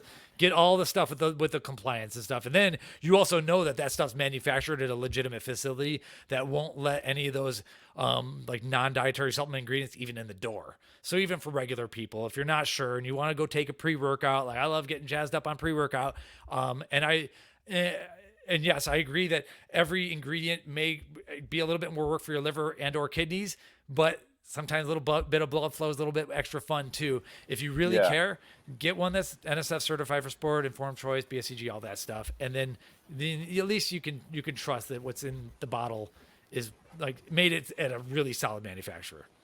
I look at it like it's balance in all things, right? There's a guy who takes it once, maybe twice a week. There's a guy who only takes it when he's in a competition, and then there's a guy who's like dry heaving the powder into his mouth, and he's gone beyond the scoops, and he's getting actual kidney damage. You know? Yeah. There's and so in our community we have a lot of the everyday users and stuff for sure. But it's fun. Like there's a lot of us bros, and I think I don't know. I think like there's enough to get along with in terms of what we're doing. And there are obviously places where I disagree with some of the community. Creatine is one of them. Like creatine is basically, let's just call it like an ATP precursor. If you're looking at the niacin nicotinic acid to NAD pathway, it requires a lot of ATP. So creatine helps provide the phosphate groups to get you loaded up so that you can generate more ATP. And there's enough data showing that it's beneficial. I feel better when when I do take larger amounts of creatine. I like it. It's not. I'm not afraid of creatine. I think creatine with the proper amino acid blend, and what I mean by that is like the right ratio. Just how we see the cal to mag ratio, just how we see the zinc to copper ratio. Amino acids have a ratio too, right? Yeah, there's a balance there, and I think where what gets me kind of going is like when I see these things thrown in all different guessing game mixtures, right? And like this ratio is there, that ratio is there. I actually used to work with a guy named Dr. Vickery, who unfortunately he passed away in his 80s or something. He got a lot right. He had a few things wrong. He's actually one of the only guys, and I'll show it to you when we speak off camera. He has a patent for an amino acid blend. Oh, cool. That I'm just fascinated by, and I actually want to find out when the patent expires, and then B, unfortunately he had MSM in his blend. He had sulfur in his blend, but he had a little creatine, and he had a perfect amino acid blend. And when people were taking it, I had clients who were like immediately hair and nails were growing, right? So like to me that was like, wow, that's a huge sign. And especially when we come to protein deficiency, do you have a time crunch? Do you have to go soon? 20 minutes or so. Okay. I want your opinion and your thoughts on the whole new peptide game, the peptides. Well, there's been a lot of peptides out for a long time. So it's become a catchy buzzword, of course. I've like looked into BPC 157 a little bit. It seems really impressive, and it seems to work for people who are, I would say, injecting it close to a damaged muscle tissue. I am no expert on peptides. I do realize though that there are a lot of ingredient companies that are peptide bonded, and so they're starting to market it towards that. The peptide it's a buzzword for sure. Yeah. There are some pretty cool studies showing some anabolic effects though of some of the new peptide ingredients that we've been talking about. So PeptiStrong is one this is like a affiliate relationship and all that I have, business relationship. But this company is basically like, okay, there's this peptide network that we want to utilize, and they're using, because they know it's anabolic, and it induces mTOR signaling. Now that's usually for better when you're talking about muscle gains. For some people who might be really sick, that might not be a good thing. But in general, they're like, where do we find it? And they're using AI. So they got all the buzzwords going on. They're using AI to find out where to source this peptide network. And they found it in fava beans, and they're calling it PeptiStrong. They're now putting out human clinical studies showing better recovery, better performance and everything. So a lot of these peptides are pretty awesome. It's making life easier on your body. Another one is Muscle Tech, another business relationship here. ING. They're an OG player. I was using them in they're college. Still at it. I love them. Yeah, So yeah. not everything, but actually a lot of it. Like everyone's got creatine gummies that don't pass tests. They showed us lab tests for their creatine Why do we need a gummy? Why do we need gummies? I know. You don't have to answer that. You don't have to. I know the reason. Kids these days. Yeah. So yeah, I know. It's sad. So anyway, Muscle Tech, they have this new supplement, Peptide 185. We have a relationship with the creators of the ingredient. It's a dileucine ingredient. And for whatever reason, this peptide, the body goes out of its way when you ingest leucine, it goes out of its way to actually make this dileucine peptide, which shows anabolic effects. Now, the body's lazy though, in general. It's not going to do stuff like waste energy to do stuff it doesn't want to do. Unless it's got a good reason for it in general. I'm sure people can find a counterexample. And so they're like, okay, why is it doing this? Can we, and then of course in our world, we're like, can we supplement more? And we're going to get some effects. And it seems that this new ingredient, dileucine, is actually beneficial for muscle building and recovery. Again, not like steroid like gains or anything, but it's a peptide that the body's creating. So let's just help make its life a little easier. That's sold as MuscleTex Peptide 185. And for people who are trying to like stay full natty and all that, it might, for like a really big month before a competition or something. Yeah, I'll throw that in before my swim race competitions and stuff. So we're seeing the dietary supplement industry jump on this bandwagon, but like a lot of these like whey peptides and leucine peptides have been around forever and stuff. But yeah, this new dileucine peptide one is pretty cool. Pepti Strong, I think, is pretty cool. And then you have the peptides that are being synthesized that the FDA does not like, and they are going after some pharmacies that are compounding it.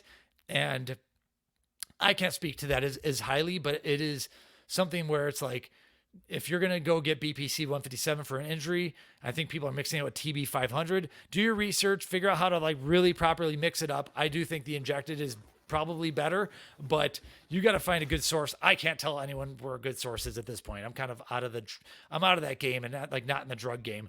But I would be very cautious of anyone that's putting these, for lack of better words, they're not really drugs because they're not like prescription drugs, but they're not dietary supplements. They're gray area. So you got to be aware of if anyone's putting it in like a bottle for human consumption, those companies need to be the ones to be careful. Like FDA is clearly not liking this. So just watch out before you get smashed, because I don't know, the feds might eventually come. So yeah, it's a buzzword, but it's like also we are seeing some ingredients that seem to be pretty cool. And then there's a lot of like gray area ingredients that are cool, but out of my realm of expertise. Hopefully that answered your question. No, I agree, and I have a lot of similar thoughts. Can I ask you a question? Unless you had others. Yeah. What's your take on alcohol? Because I've been going back and forth with some people on Twitter over that. My take on like this whole death by 1,000 cuts, alcohol is obviously not good for us, right? There's no world where I'm going to tell you alcohol is good for you. It is one of these toxins and poisons that actually has a trade-off, right? Like if you have a drink and all of a sudden you are more extroverted, you're more talkative, you're more social, you're like, obviously this is a crutch. This is kind of back to the coffee situation, and you do it in a low amount and you're using it almost like as kind of a superpower. My other thing is like alcohol, they say it's spirits, right? And the reason they call it spirits is because you'll be possessed by evil spirits if you drink it. My whole thing is like, yeah, it's spirits, but what spirits are you in, right? What place are you in? If you're in bad spirits, yeah, you will get possessed. Whatever word you want to use, you will be abusive. You will be angry. You will be depressed. It is a depressant, especially if you already have a toxic liver. If you are clean, and I know a lot of people in the Love Your Liver community say that they don't even, it's harder for them to get drunk, right? Or you hear a lot, especially I remember when I first went paleo, and it's funny because you have that honeymoon effect, and you also have that very simple. My first paleo was like meat and like pale tubers, or meat, rice, beans. It wasn't until I started getting creative, and needing a variety. But I remember I was drinking at the time, my younger 20s, I wouldn't get a hangover anymore, and how many times do we hear, oh, I can't drink like I used to, and I get hangovers so bad. It's like, yeah, because you're really toxic now, right? And it's the same thing with women's and pregnancy. It's like, oh, the pregnancies are actually supposed to get easier, but as we age, both men and women, and as we know, women have smaller livers, women have more fat, women can get a lot more toxic. It just is what it is. All of a sudden, they have more challenges with pregnancies. All of a sudden, they have more challenges with fertility. So with alcohol, it's a few things, right? Where's the source? Are you drinking this hoppy beer that's brewed in copper, right? That's like this, Please this don't. is designer beer, right? Do you have a beer belly? Do you have thinning hair? Are you in your 20s and like you're not in good shape? Mm-hmm. Or maybe once in a while you're drinking like a clean mezcal, or an organic vodka, and you're doing it with a seltzer and a lime. Obviously not the peel. Like I'm not telling anyone to drink, especially if you're not doing well. Then I look at kind of some of my elders who are in my family, you know, some of my great uncles in Brooklyn, they were drinkers. Mm-hmm. But you go back and you look at how they looked and what they ate, they were strong as oxen. If I show you a picture of my great uncle Willie in his bathing suit at the beach, he looks like he is in a bodybuilding magazine, and Mm-hmm. he didn't do steroids, he didn't do supplements, he didn't do bad diets, he didn't lift weights. Mm-hmm. Maybe he was doing push-ups and pull-ups and the basics, but you know, and this is the thing we hear all the time. My this, my that lived to 95, and they drank into their 90s, right? So it kind of comes back to this whole coffee conversation, right? Mm-hmm. Who are you? What's your toxicity level? Right. What can you get away with? For me, I had gotten gallstones. I was looking at potential gallbladder surgery. I've totally reversed that. I've Awesome. I've avoided gallbladder surgery on a Congrats. low, yeah, which is huge. We know so many people with gallstones and gallbladder surgeries. Now, what happened with me is when I would go for that casual social drink, I noticed I was feeling it in my gallbladder, in my liver. I noticed something was happening, and that's when I was like, you know what? This isn't worth Mm-hmm. the trade Right. off. Mm-hmm. This isn't worth the trade off. Back to the birthday cake analogy, right? If me and you just closed a $1 million deal, Yeah. and you want to open up a nice bottle of something cool, and you're my brother, and like we just had a huge win, yeah, man, cheers, Mm-hmm. cheers to that. Like, am I gonna wake up and maybe regret it? Am I still gonna go for a run and sweat it out? Like, am I still on the path to becoming better and better? Yeah, you know. But Dr. Garrett Smith, another thing I love, what he talks about is toxins beget toxins, Yeah. right? So it's like you go for the drink, then you go for the cigarette, then you go Mm-hmm. for the bacon cheeseburger, then you go for the pizza, Mm-hmm. then you go for the cocaine, then you go for the, you know, then you go for the promiscuous activity. Well, I've never Then been you on the pizza to cocaine train, but I might have to. this is how you'll have a person who's a totally normal person go out drinking, and then they'll start making a lot more toxic decisions. Right. Oh yeah, you know absolutely. I had a friend, unfortunately passed away, not a drug person, went out drinking, decided to go back and do a little coke, ended up being fentanyl. Oh, you know sorry, man. Done. Mm-hmm. This wasn't a guy who did coke like that. Mm-hmm. you know and everyone's sitting there like, how did that happen? Mm-hmm. At least there was a time where you went out and had your drink, and say you wanted to do like a party favor, it didn't mean death. um, Yeah. I, so that was kind of a long-winded answer to alcohol. Overall, I'm against it. It's a no.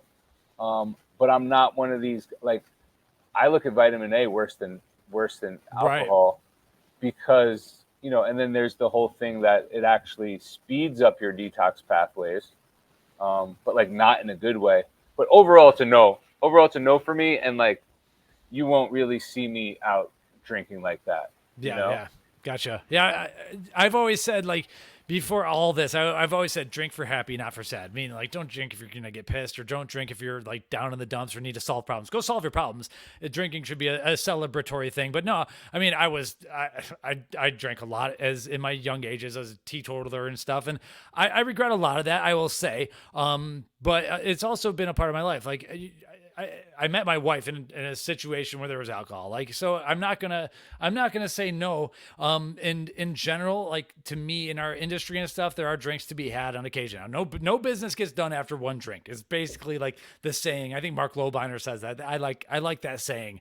But for me, I'm looking at it. So first off, without saying anything else, like if you can't drink one one unit of alcohol. It's called one alcohol. If you can't drink one drink and stop, then you shouldn't drink, like without a doubt. Like something's wrong. So get that fixed, or just some people just can't touch the stuff.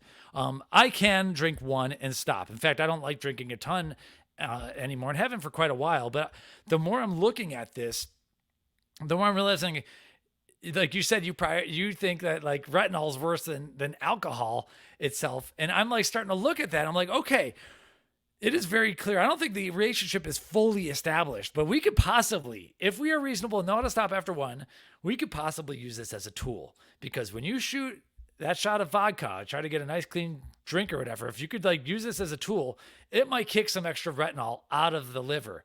Can we possibly use this as a tool, do some charcoal and fiber before and after, and maybe capture some of it and get it out of there?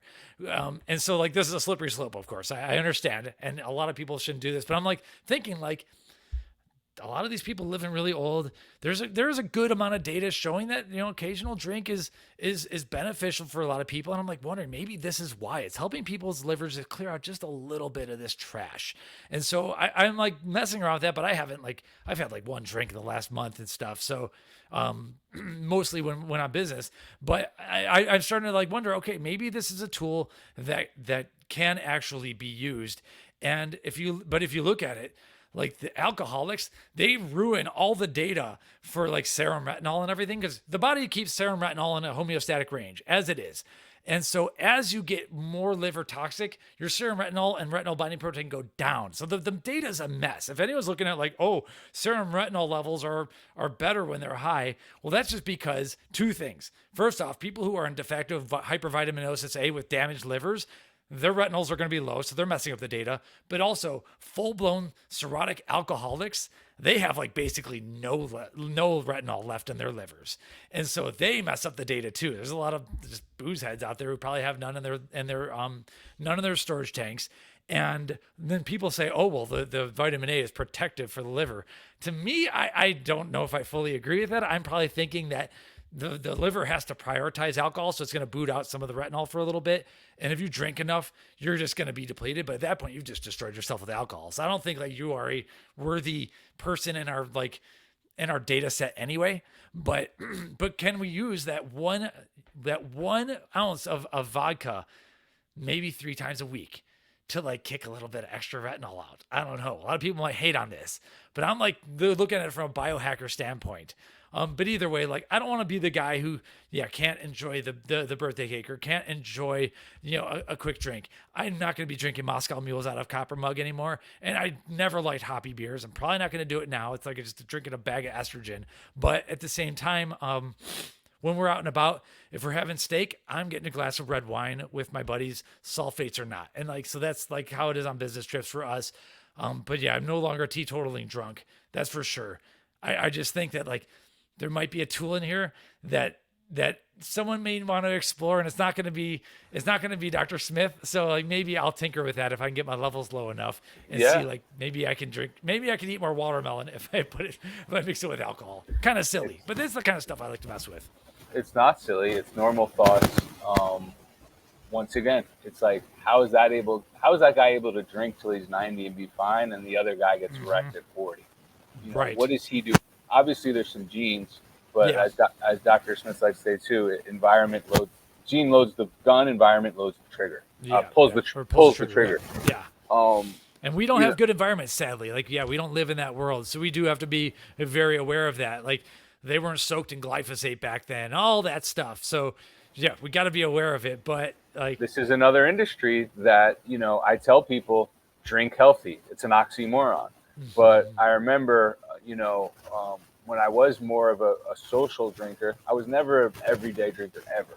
I was like maybe once a week, twice a month, even in the good old days, right? Even the weekend, because I was probably already pretty vitamin A toxic, and I just couldn't handle. I couldn't go on I felt too much like shit, and I would always be like, I'd be like, how can some guys like keep going, What's interesting now is I probably could keep going. I probably would have, feel fine because I'm way less toxic. But I remember when Tito's handmade vodka, Even back in my 20s, I'm like, yo, this is a small batch. This is a handmade. They're showing us the ingredients. You drink this with seltzer, you get no hangover. It's a clean, old school drink. And then I'll never forget, all of a sudden, Tito's got really popular. They got bought out by, I think, Diageo. Forget who bought them out. I don't know. Diageo bought Ciroc. I was in Austin when Tito started and was starting to take off, and I remember the local guy suggesting it, and then Yeah. 10 years later it became this thing. Yeah. Well, these things become this thing because they're made pure and they're made handmade. And then once they get too big, they scale, and you gotta mass produce. Yeah. You gotta add a new ingredient or take an old one out. You gotta cut a corner, and then people pay the price. You know, we go to Private the equity's destroying. I just posted on Yeah. LinkedIn. Private equity has destroyed Whataburger. Hopefully, a real Texan will take it back someday, but it just might need to slowly die its death. that's what happens. Yeah. You go to the airport. Someone wanted to buy me a drink. I'm like, there's no brand there that I would have like. That's I funny. can't because there's formaldehyde. There's something. There's a Yeah. why. What did they put in it to make it smooth? And I have a friend who knows way more about this than me. He's like a distributor, and he's very, very nerdy and geeky on the health side of the yeah. But like, and I think we need to do I got to do a huge blog post. I'm sure there's a few of them, but these things, and I can't use the word unregulated. It is regulated, but there's no ingredients on the bottle of alcohol. Oh yeah, right.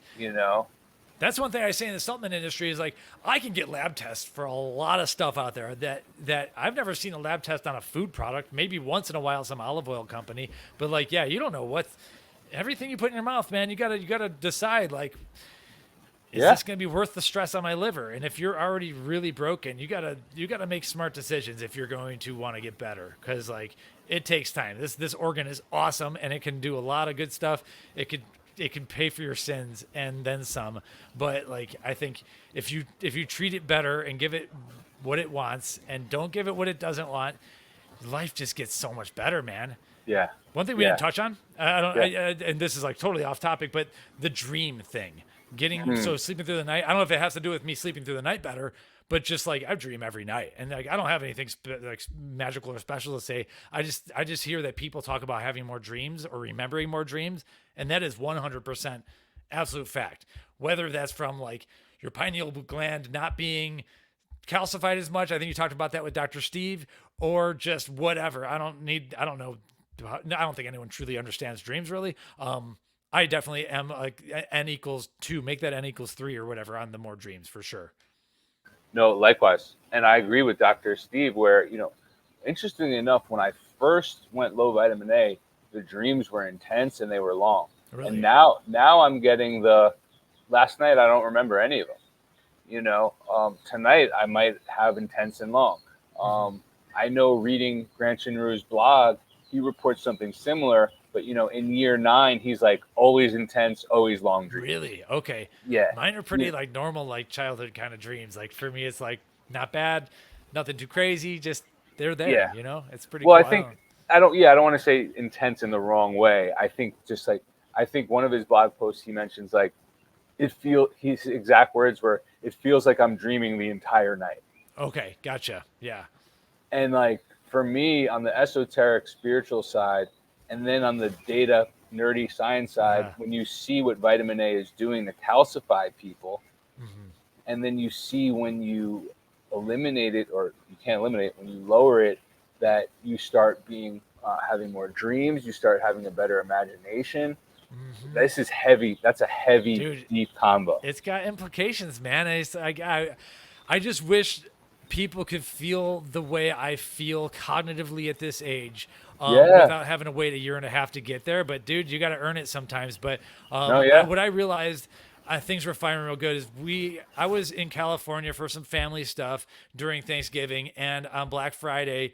And then, in the supplement industry, you always have product launches. It used to be fun flavors. Then it's just turned into full-blown launches. We're covering all these launches. I was waking up at 2, 3 a.m., getting all the work done, then hanging out with family, and like did it for like 4 days straight. And one of the guy who works for us, he's like, dude, you're a machine. And I was like, thank you. Like, I feel like I just wouldn't have been able to do that 3 years ago. And now I'm just like, If I need to crush, I get called the same thing.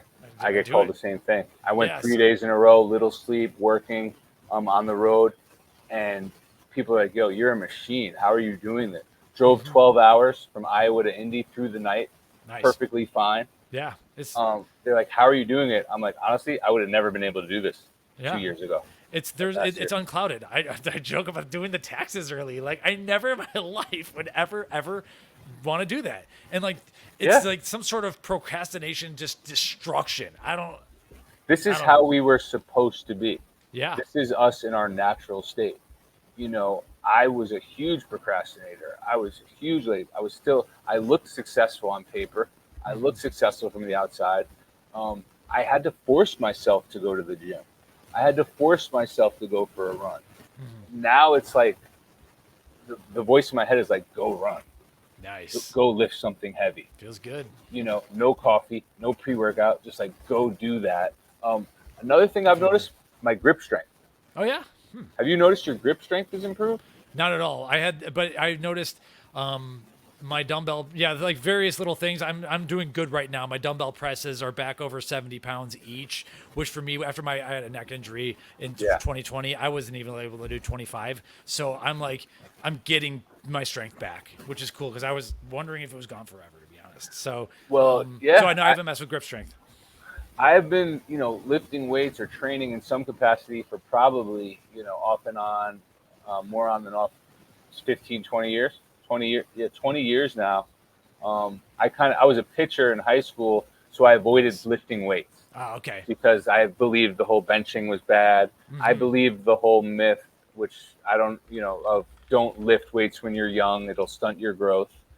Um, but I was sitting there plateaued at pretty much every lift. Really? Okay. And I was kind of like, this isn't normal. Like, what's going wrong?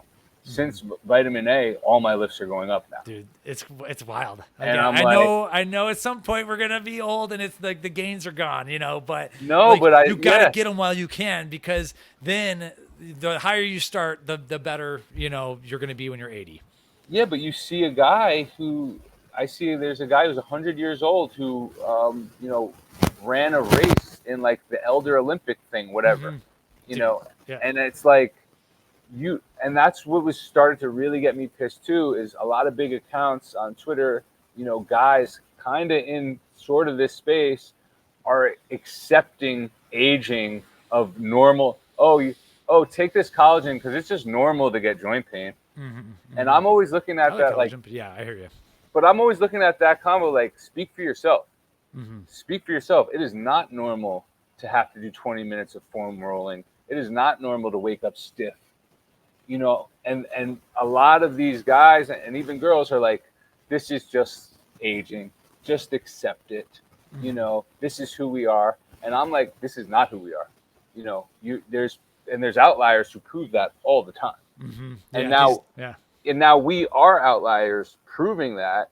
And I'm looking at this like when we're 60, 70, we're still going to be feeling great, feeling strong, truly biohacking, not taking steroids or growth hormone, like getting for me, potassium was huge of just not cramping anymore. Yeah. If you look at, I meant to say a while back, if you look at a lot of these low vitamin A foods, they all have more potassium than sodium. It kind of fixes some of this stuff, like the oats, the apple, the banana, even like dates, which might have a little bit of vitamin A. But like, there's a lot of foods that corral you into this better position with it. But yeah, I agree. I go to some of these master swim meets, and there's always one or two old guys that are doing like the long distance racers. Last time, this old man, he was like 79 years old doing the 200 butterfly. And I'm like, I want to be that old doing the race. I do not want to be that old doing a 200 butterfly though. Like no way. That's a hard race. But I'm like, dude, respect to that. Like those are our people right there, man. So yeah, I'm fully with you. And I think that yeah, injuries happen. Muscles do eventually erode. We're gonna lose strength and stuff, but we gotta get it while we can, so that we can like try to like go on to me a slow downhill trajectory. That's the plan. But I do want to be that guy at that swim race when I'm 60, chasing down the old man records. Why not? You will be. You will be that guy. Do got to get going though. So anything else? No, that's it, man. I It's been a think that fun was great. conversation. Tell it, yeah, man. I love it. Thank you for coming on. Tell everybody like where to follow you, where's your site, all your good stuff. That's cool. Yeah. So if the dietary supplement stuff, yeah, our business is called Price Plow, like a snow plow, and if on the Instagram, that's going to be mostly Ben over there doing that stuff. We also have our podcast. If you're like interested in the news in the world, Twitter is my main thing. It's my old AOL Instant Messenger username, Mike Roberto, MicroBerto. Berto was my nickname. So Cool. that's me. The business guys are all telling me I got to get on Instagram so that I stop commenting on everyone's stuff from the business one. I Yeah, will, and at some point, I don't know what my name's gonna be. We're just gonna. I've been a black sheep all my life, so I think yeah, black sheep is gonna be somewhere in the name. Like just because, cool. even in the dietary supplement industry, I'm black sheep because I hate this one vitamin. So I yeah, think it's super Mike important. Roberto on Twitter is preferred. That's where I hang out. Awesome. Mike Roberto, thanks so much. You're doing great work in the Thanks, space, Thor. especially Appreciate it. being in the industry and being honest and vocal. Appreciate it. Want to talk to you again, especially Yeah, about the stuff you're doing with politics, making a difference. So trying. you're Thank the you. man, brother. Thank you. Peace, y'all. Till next time. Like, comment, subscribe. Leave a comment of why you love us. Leave a comment of why you hate us. But just leave a comment and then click like. You can even click dislike and subscribe. Peace out, y'all.